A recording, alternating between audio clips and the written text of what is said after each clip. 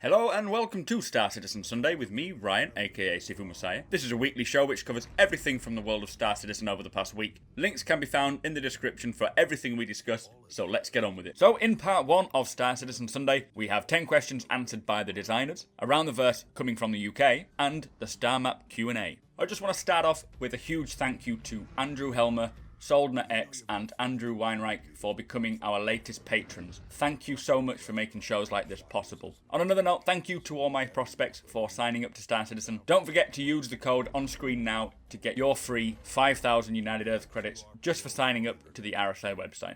So kicking off this week, we had a 10 for the designers with Randy Vasquez and Kirk Tomei. First question being, can you give us some basic stats and information on the Xi'an Scout? For example, weapons, max speed, component sizes. Also, is there an interior space? And he says it's currently going through the white boxing phase now, so they're actually trying to determine where the thrusters go, where the components will fit. He says the ships will have 2 size 3 lasers plus 2 size 2 on top. Possibly. It's got 1 medium shield, and then he says either 2 to 4 power plants. Now, they're not too sure about that yet. It will have a small jump drive, and it can use any jump point with its size, and its top speed is apparently about 270 meters a second, which is very, very quick. There is no interior space, as it is a fighter-style ship, much like the Hornet. Anyway, next question. Will there be limitations to how the Caterpillar modules are assembled in order to have the correct access to the airlocks in the forward module? Or will all module units have their own airlocks? And they explain that each module will need to interface with each other module. So some will have airlocks, whereas others will open from the side, as we saw on Around the Verse the other week. There will be some restrictions, so the front module can only be swapped out with front modules, and certain module types will only fit in certain bays. It's not going to be as easy as Lego, for example, but they are still unsure as to how this will work fully, so they're still fleshing it out. Third question is, at what stage of development is thruster placement, power and mass plus other elements to flight integrated? How far along the process does the ship go before it's flown for the first time? And they explain that the flight system uses mass and physics of the ship along with center mass to determine its flight characteristics. Turning speed, etc., they say are all playable. Now, they use the white box model as a reference, and they position the thrusters upon this model to see how it flies, and then they can figure it out before anywhere near close to final. The Caterpillar, because it's asymmetrical, it was all over the place originally, and mass plays a lot in flight. Once they're able to get the ballast in, it will really help them put them all together. And a little secret they shared was that the Vandal ships are all faked in terms of balance. The Scythe, for example, has 1 large right wing, 1 small left wing, and they actually cheat the system to make sure it flies in a straight line. Otherwise, it would just spin around in circles, apparently. So moving on, can the Caterpillar reattach in space, or will it need to get the main body towed back to a port? And they say it's designed as a getaway escape pod, etc. So you think of it as an 18-wheeler with the main cab and then the trailer. Detaching the cab, another cab can reattach itself. So they say they're figuring this out because for security reasons, they don't want people unattaching to go off somewhere and then suddenly another cab comes out of nowhere and steals your Caterpillar modules. So it sounds like you can attach in space, but they're going to work out some sort of ID recognition, I expect, for each cab that makes sure it fits with the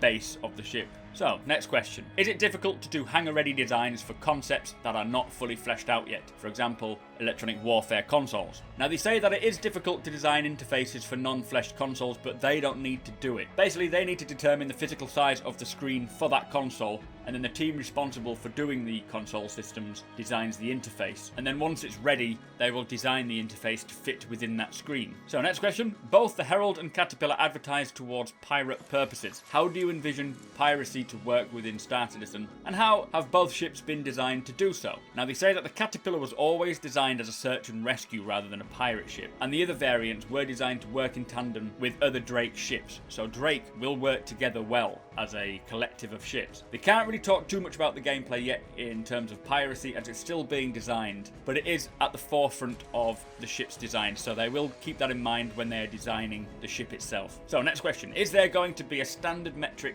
to determining ship weights based on the volume the ship takes up and the list of materials the ships are made of? And they say that all current weights are actually estimates of the volume of the ship. They don't have solid metrics for physical space within ships, and it's the same with material density, which is coming down the line, they say. Also, as said before, when the ballast and the cargo comes online, it will really change the flight characteristics. The Constellation, for example, cargo adds weight, which means the centre of mass changes, which means that the thrusters will need to adjust, and they're hoping to create these thrusters to do it automatically automatically. And then in terms of the Caterpillar, with the cargo at the front and the fuel at the rear, the centre mass changes a good 10 metres when empty. Now they are planning on having interchangeable thrusters, so you'll be able to switch them around, maybe one for moving mass and then one for something else along those lines. So that does sound interesting, to change your thrusters for whichever type of gameplay you are going to embark on. So second to last question, can the Caterpillar stretch or retract with more or less modules? And they say so far it can't. There's 6 modules including the front, which is pretty much set. Because it would cause too much havoc, they say.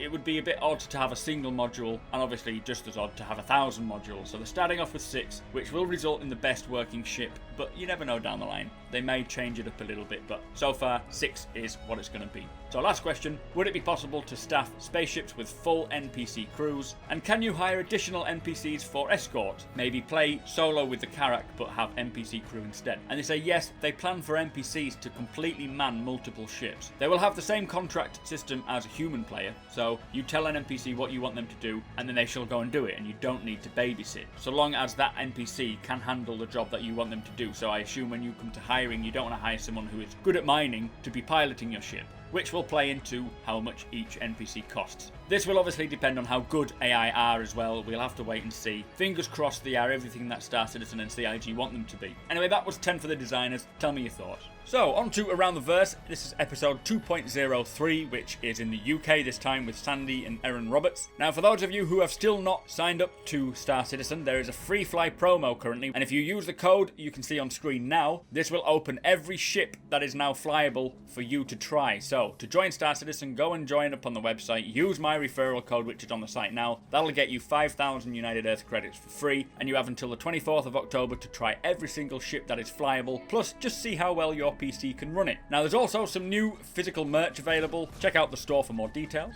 So news from around the verse, starting with Santa Monica CIG. Zane is working on UI for the large world maps, and the Constellation is coming flight ready, getting the interior ready, tweaking some balancing, and it's due to be flyable very, very soon, as we can see from the Gamescom specials and CitizenCon. So into Austin CIG, they say the social module version 1 is now live. We have the buggy available in Ark Core, be careful though. They're working on female locomotion, which means she should be in the game in the near future should you want to play it as a lass. Ark Core is being optimized, and they are trying to increase the player count. Now they have done this is obviously before they released the PTU, so player count is now up to 40 and it is a lot more optimized, as you can see from my previous video. I'll find a link for you. So over to Foundry 42 in the UK. They said it was a crazy weekend with CitizenCon. CS is focusing on 1.3.0, playing with the new size for weapons and buggies. Another team is working on Crusader, but there's still no ETA just yet, unfortunately. Foundry 42 in Frankfurt, they are looking at EVA for the large world, putting some prefab in for new levels, and they are working on some new weapons. So after that, Tom Hennessy sat down with Tom Johnson, who is the senior project manager. He played a big role in making sure CitizenCon went very smoothly, so good to listen to what he has to say. When we came back to Sandy and Erin, they asked Erin a few questions, and apparently him and Chris has been working together since they were 12 when they made the first BBC micro game. Obviously they've known each other for their whole lives, but yeah, Erin Roberts now is the global head of production.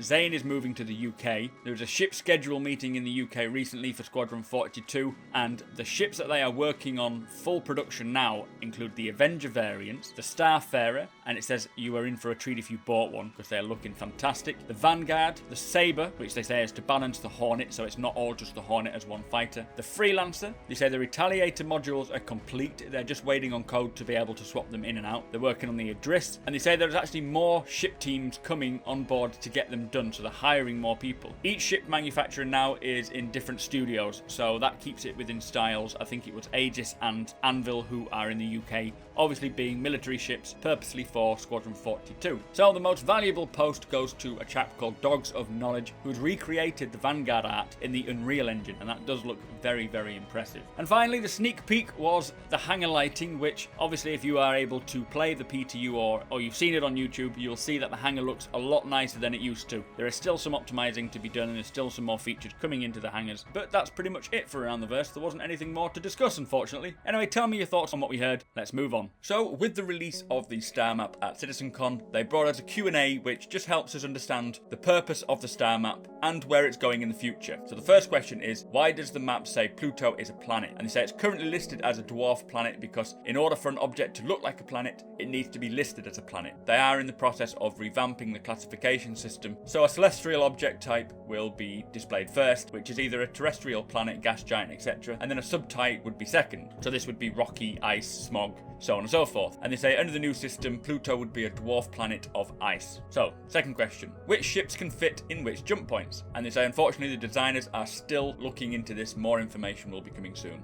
Moving on swiftly, how will the Ark Starmap relate to the Game Universe map and digital Starmap package? And they say the Game Universe map is a physical 2D poster representing the Ark Starmap itself. The digital version is just a digital copy of this poster. They do have a map room in the works and will be added to your hangars to allow you to interact in a unique way, and I'll try and show you a little footage of that because they have shown us this in a long while ago, but I'm sure it's changed since. So, next question is, can the star map have an Easter egg where it glitches on Earth's information to say mostly harmless every 25th of May? And they say the star map is integrated with the RSA website platform, so technically it is possible to glitch the Earth info tab, but they categorically deny the existence of any Easter egg in the current star map, so take that as you will. Next question. The information on the map is great, but what about more information? And they say more info would be great and they are eager to provide it as we explore the systems and the worlds of Star Citizen. They say that with the current amount of blurbs written for each system, it's already at 60 pages worth of text. So they hope to release more information in steady waves, but it just takes time. The next step, they say, is to connect the map to a more detailed Galactopedia articles, which sounds very cool. So the next question is, how do undiscovered systems factor into the star map? Does the star map auto-update every time, even if a system isn't reported? And they say there's a lot of systems out there still to discover. It wouldn't be fun for anyone if they added them to the star map every time they were found. The system would need to be reported in order for it to be added to the map, and this is a way for, say, a pirate faction, if they discover a new jump point, or an enterprising merchant which discovers a resource-rich system, they can keep those discoveries between themselves, which is excellent news. So moving on, is there any chance we will get access to the star map's code or API, as it would be great to take a peek to see how it all came together, maybe make a few tweaks and possibly create our own apps. And he says currently there are no plans to release, although it may be something they would do further down the road. If you have any suggestions to make the map better, please let them know. Next question is, how are the distances calculated? It's odds that a route with more jump points would take less AU, which is an astronomical unit for distance, than a route with fewer jump points. And they say the AU distance that you see when planning a route is a calculation of the distance between jumps, which you would then have to fly at regular or quantum speeds. Jump travel is not included in this as it just cuts through space and does not really add much to the journey. It does take considerable fuel, they say, to jump, and players must balance fuel costs and jumping with extra time and risk of flying through normal space. So there is going to be a lot of planning with this. So next question is, will we be using the star map to track missions and trade information in the game? And they say the current thinking is the star map will not have live data. There will be regular updates, but the information needs to be vetted, confirmed and double checked by researchers before making it onto the map. The Mobiglass Skyline app and other apps will be the way to keep track of live information. With the Skyline app, players can switch between layers of information like their secret data or their mission locations, with the latest information from the TDD or the advocacy on trade and crime, which is going to be a very cool app. Second to last question is, will there be further updates to the interface controls of the star map? And they say they hope to keep refining it in future iterations, both interface and visuals. They're looking at the possibility of using the WASD movement, having separate sound effects and music toggle, and manual zoom controls. So final question, is there any plans to integrate tablet or mobile support with the star map? And they say yes, this is something they're considering for future releases. They all agree that being able to explore the verses from your bathroom would be pretty great, and I 100% agree. Anyway, that was the Q&A. Tell me your thoughts on it. So don't forget to check out our affiliate links below for some great deals and offers. Anytime a product is bought, we will get a little kickback.